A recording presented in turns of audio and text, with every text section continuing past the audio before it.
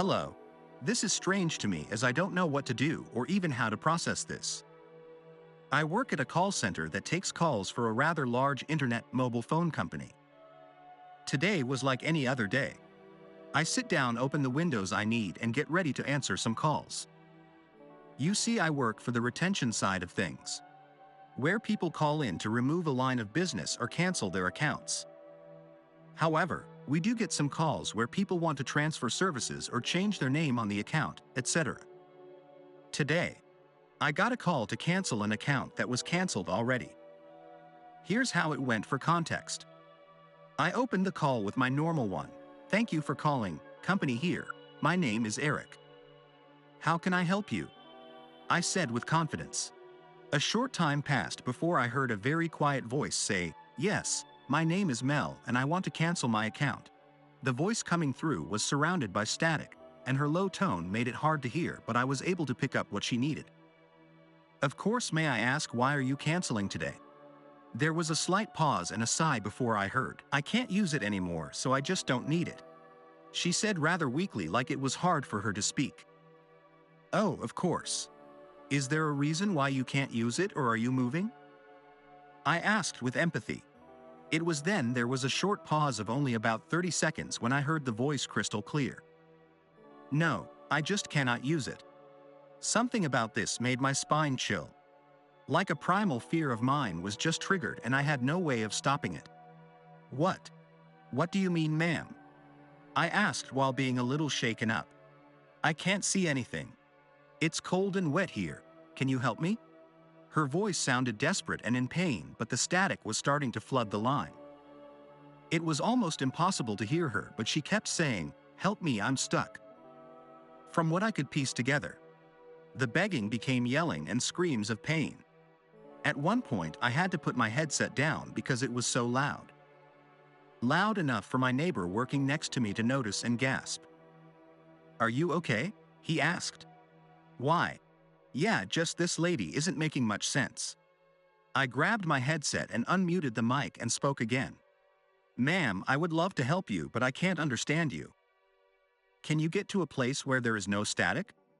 I said with a false smile and confidence. The static started to turn into deafening silence. I sat floating in an ocean of silence for what seemed like an eternity until I heard her voice coming through very faintly. Can you see if there is service available at my address? She sounded like a muffled whisper or a faint cry. I looked at the address on Google Maps and it was just an old stone wall and a well at the center. Ma'am, the address you gave me doesn't exist. Is there a new address I can look up? She was silent but with a hushed tone spoke, no, it's cold and wet. Help me, I can't move. The static started to come back, slowly raising in tone as she spoke to an ear-splitting volume after she said, I can't move. I lowered my headphone volume, but that didn't help, it just kept getting louder even when I muted it. I then got a notification on my Google Maps, and when I opened it up, the camera was moving as if someone was holding it. It slowly walked toward the well. The feeling of dread was something I never felt, but at this time I felt true fear. Like something was going to hurt me if I kept watching, but try as I may, I couldn't close the tab or even reset the computer. I was stuck watching this thing walk toward the dilapidated well. It took a few moments of silent walking before it was at the well. I looked into the well and all I saw was pristine, clear water. The well inside was covered in moss and cobblestone, but you could see the bottom and it was only water.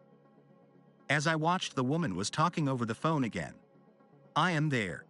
Please help me before he gets to me. She said as if she was crying. It was then the camera fell into the well and landed at the bottom. The well had crystal clear water, but with one thing: a partial hand with only 2 fingertips poking out of the cement floor of the well. Help me. I can't move, she said over and over again. She kept saying it before I heard a blood-curdling scream and the camera on Google cutting off back to the road. The call cut off and I was left there crying. I don't remember crying, but tears were flowing down my face. Later on that week, my boss called me in for coaching and sat me down. Eric, we pulled one of your calls and this one was strange. Can you help us make sense of it? He pulled the call and we sat down and listened to it. It was all static on her end and you can hear me talking to myself the whole time. She didn't say a word, but everything I did, like pull up her non-existent account and address, was shown on my screen. So were they just wanting to cancel? We can't hear them, could you? He asked, visibly shaken by this interaction. I looked at him and a tear ran down my face. She needed help. She's stuck. I was in a trance, and I only knew this after my boss told me what happened. We agreed to forget about it both after the coaching. I'm taking a mental break using my paid vacation. Should I help her? Should I go save her? I don't know what to do, but she won't stop calling my cell phone. Help me, I'm stuck. My parents went hiking 3 days ago. The search party found their GoPro still recording. It was sudden. We got a call from a nearby city's police station. Our uncle, who was taking care of me and my sister while our parents were away, answered the phone. We were confused as to why our uncle was crying until we learned the news. Our parents were found dead over 11 miles away from where they started hiking over 3 days ago. I was horrified. I felt as if my world has just splintered into nothing, and my sister just fell to the floor while I just sat there, blank face and warm tears running down my cheeks. The sheriff was obligated to ask us where we wanted the funeral, and other questions. Thankfully, my uncle pulled himself together and scheduled his own brother and sister-in-law's funeral by himself. The weeks flew by as the weekend was over, and I was left in a well of grief, still processing all that had recently happened. Eventually, we got another call, telling us that another piece of evidence had been found. We initially dismissed it, until they told us that it belonged to our parents. As they told us, the more intrigued we were, until my uncle decided to drive us all down there. After all of us at least wanted to see their faces one more time, since mysteriously, the funeral was closed casket. Once we got there, we waited in the waiting room until a man guided us in. They said they had not yet reviewed the footage, and that when they found it, it was covered in blood and still recording even though it was clearly damaged. Finally, we got to a room where they were ready to play the footage, and all of us took a seat before the man who let us in started the video. At first, it was just my parents walking. We fast-forwarded, more walking, some fishing, picking up sticks and skipping rocks. I was simply happy to see my parents again, even if it was just a recording. We went to the next video. My parents were just walking, but looked noticeably tired and anxious. Eventually, while they were resting, my mother broke the silence. "Did you hear any of that last night?" My father responded, "Yeah, it sounded so odd, like it was directly in my ear, but also near a mile away." She gave him an agreeing nod. Eventually, they kept walking, not breaking the silence until they camped.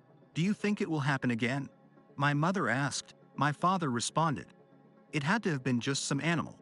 No creature would follow us that far just to make some noises and not do anything to us." "But what if it?" My mother was cut off. "Just trust me.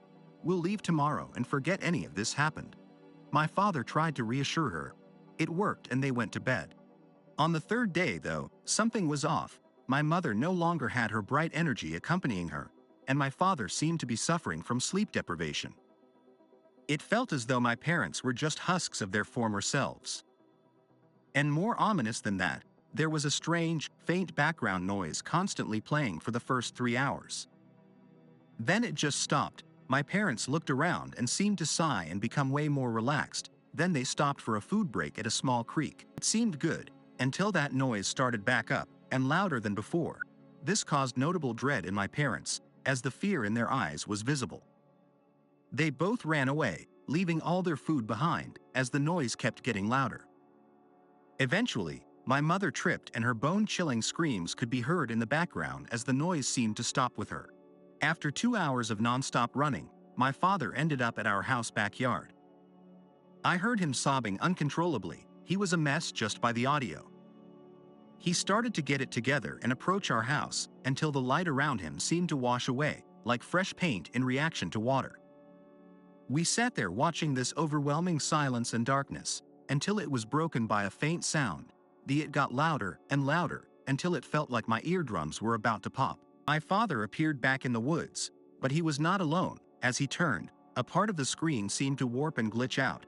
My father looked at it, and started screaming as the thing approached him in the blink of an eye. My father seemed to be screaming as something was inserted into his mouth, then it stopped when the snapping of his bones was heard. The GoPro fell onto the ground, and it filmed my father floating over the glitching part of the screen. Then both of them just seemed to phase out of focus and into nothingness.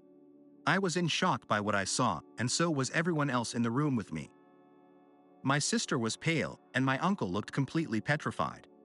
Finally, the police escorted us out.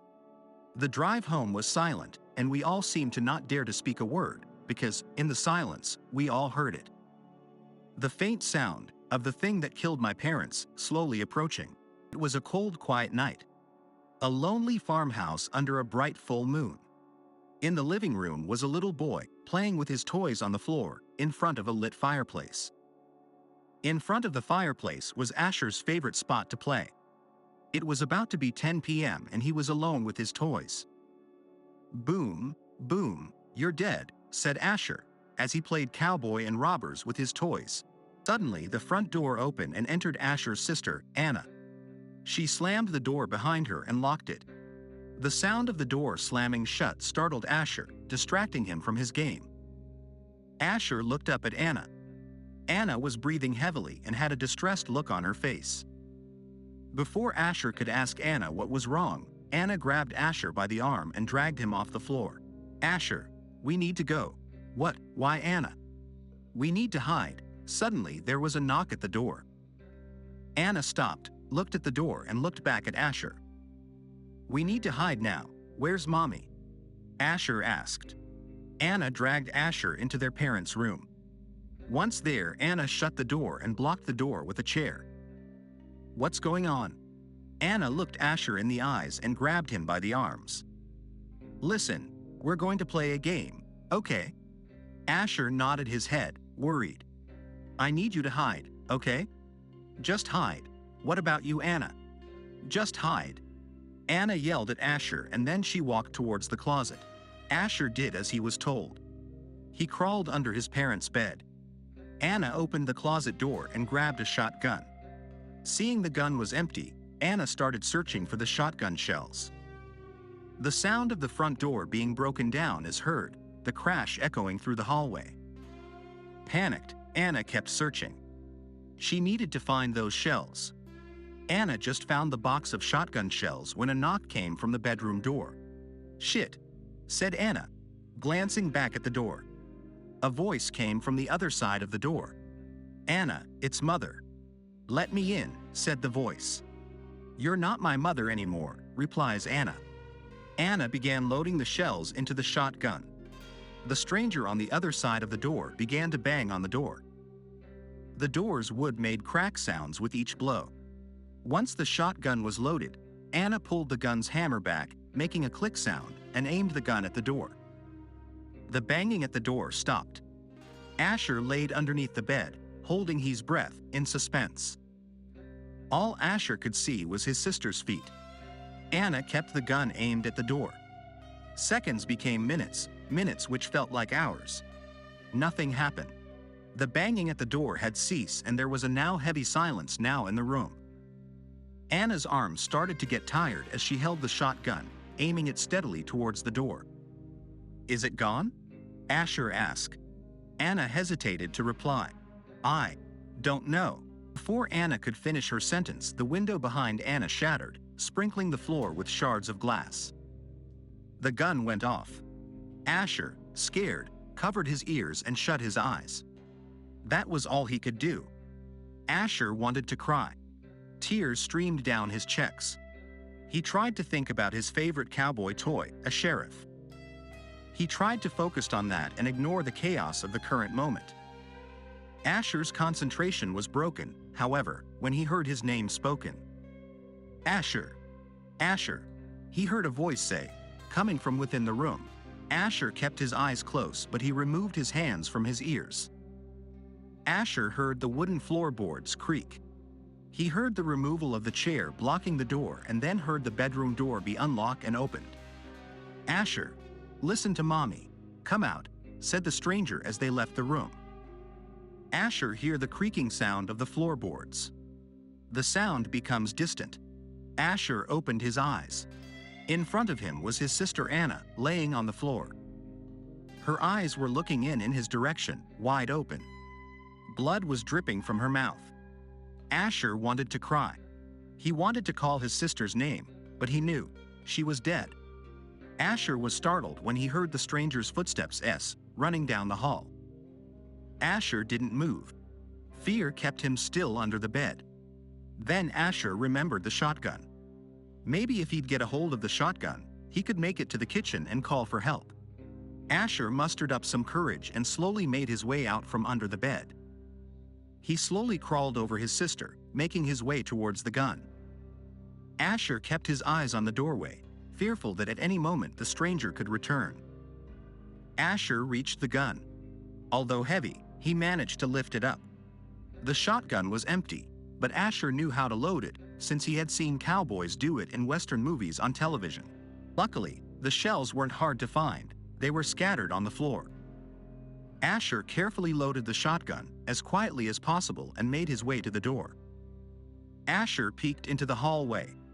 The far end was dark. The only light available came from the fireplace in the living room. Asher slowly made his way towards the living room. Suddenly, Asher heard the floorboards creak from behind him. Asher froze. "Asher," said a voice from behind him. Asher felt stiff. Although hesitant, he had to look. There was no other option. Asher turned around, looking down the dark hall. Asher was left speechless with what he saw. It was his mother. Asher lowered the gun. She stood in the hallway, darkness concealing her face. "Come here, Asher," she said. Asher said nothing. His mother started to smile, a wide abnormal smile that reached from ear to ear. Asher, although very young, knew something was not right. The mother took a step forward, revealing her black eyes, black like the surrounding darkness. He was startled. He lifted the gun up again, aiming it towards her. The mother let out a deep, mocking laugh and spoke out once more, but this time in a voice that was not her own.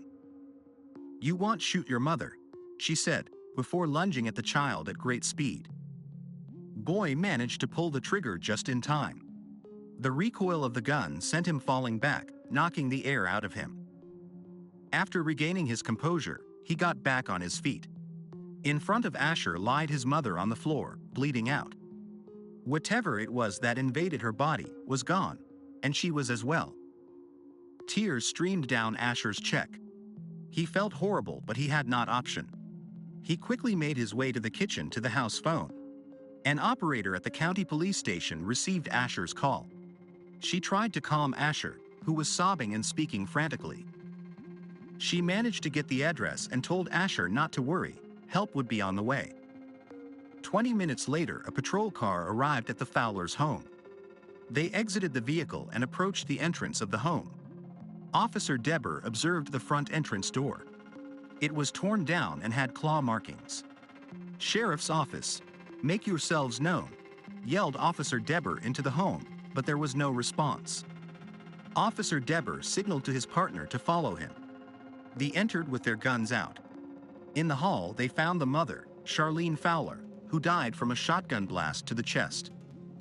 In the parents' bedroom, they found Anna Fowler, who died from deep cuts on her back and neck.